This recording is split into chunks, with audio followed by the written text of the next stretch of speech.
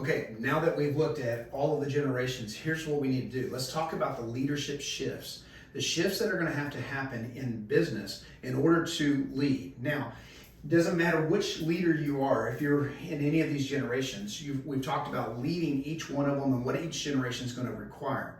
Now what we have to do is we have to figure out the leadership shifts. There are going to be some massive ways in which we as leaders are engaging our business and engaging the people in our business so that we can go further. We want to go further faster. We want to inspire people to really truly reach their personal potential. So let's just talk about these 5 shifts. Here's the first one. The first one is going to happen is this. It's authority is going to shift.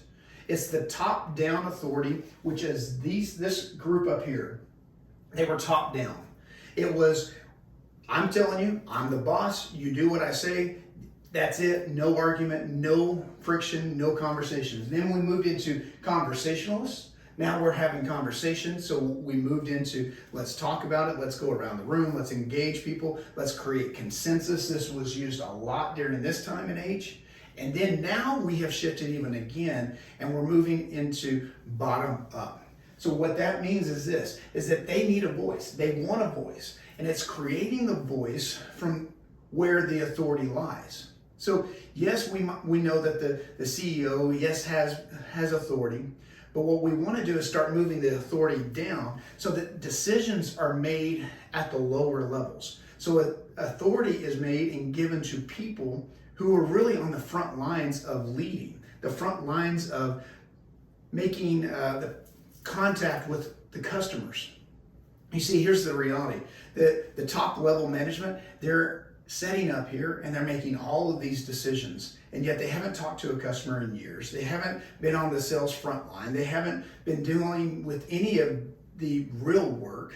They've been dealing with the high level work, and that's great, and that's how it's all set up. But what we have to do is shift authority. So it's not top down, it's not coming down, it's not trying to build consensus, but now we move it into giving authority. If we're going to delegate responsibility, let's delegate authority with that. So now the decisions are made faster and the company can thrive. The second one. The second leadership shift is going to be moving from management to leading. In the 1980s, we had a lot of conversation regarding management. And the management industry, books everywhere were talking about managing people. Nobody really wants to be managed. But it worked when you had high authoritarian, you had this high push of top-down leadership. But now we have shifted, now we have made a move, and it's going to require leadership. Leadership is where now I'm interacting with people and I have to engage them to follow on their own will.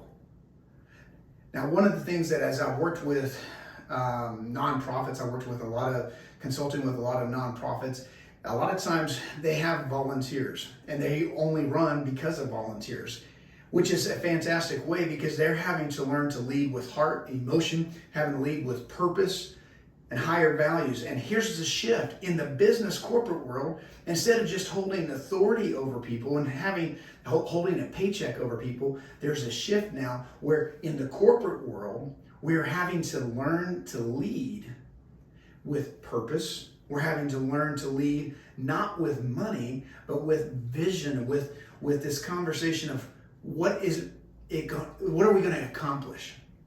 It's a massive shift from managing people to leading with vision or leading with, hey, this is the dream, this is the goals, this is the destiny, and moving into that and allowing people to have authority and create and build in their own way.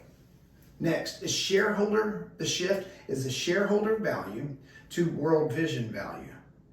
Massive shift.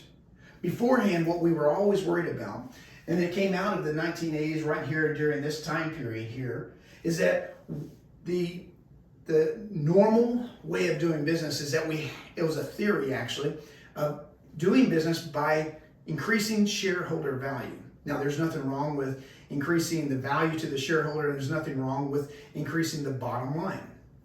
all part of business, all part of something we got to be doing. But what's changed is this, is that it's not just the shareholder value, it's a world vision value. I love seeing companies start having the conversation of how are we going to make the world better. You know, one of the biggest things that the millennials are looking for, they're looking for a company, they want to work for a company that has a world vision, that wants to make the world better. Why? Because this is what this group is wanting. They're wanting to make the world better. I love the millennials for this. They're pushing and encouraging corporations to ask a better question. The better question is, yes, we should make money for shareholders. Yes, we should make money for the company. But at the end of the day, if a company is just doing that, they have failed. Why? Because they haven't changed the world. They haven't impacted the world. And the companies who begin to talk about changing the world, improving the world, making the world a better place, all of a sudden, these guys right here are all going to be wanting to work for them. It's a shift. The other shift that we have is the office, coming to the office 9 to 5. Here's the time, clock in, clock out. And now, especially since COVID, it's moving to anywhere. It's a massive shift, working from anywhere. Here in the North Dallas area, as I was going around to some of the businesses interacting, I'm noticing how many office buildings are still not back to full capacity. Why? Because there is a shift. There's a shift with people wanting to work from home or having a hybrid where they work only a few days at the office and a few days at home. Companies and organizations are having a massive change.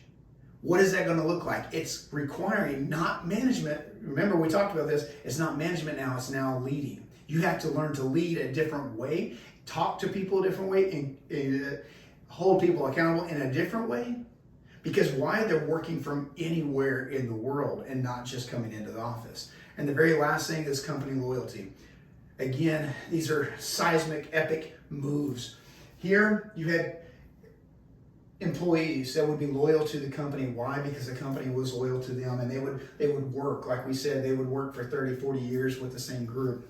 These groups down here, here's what they're doing. They're changing careers every 5 to 6 times throughout their adult lives. And then this generation, they're not tied to a company at all. If they don't feel satisfied, which again, many are not feeling satisfied, they're being frustrated at work, then it's more about their personal well-being.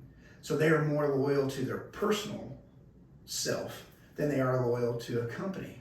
And this drives this group mad, and it causes them to be so frustrated. Why? Because beforehand, you could just demand loyalty. Now, in demanding loyalty, you lose these groups down here.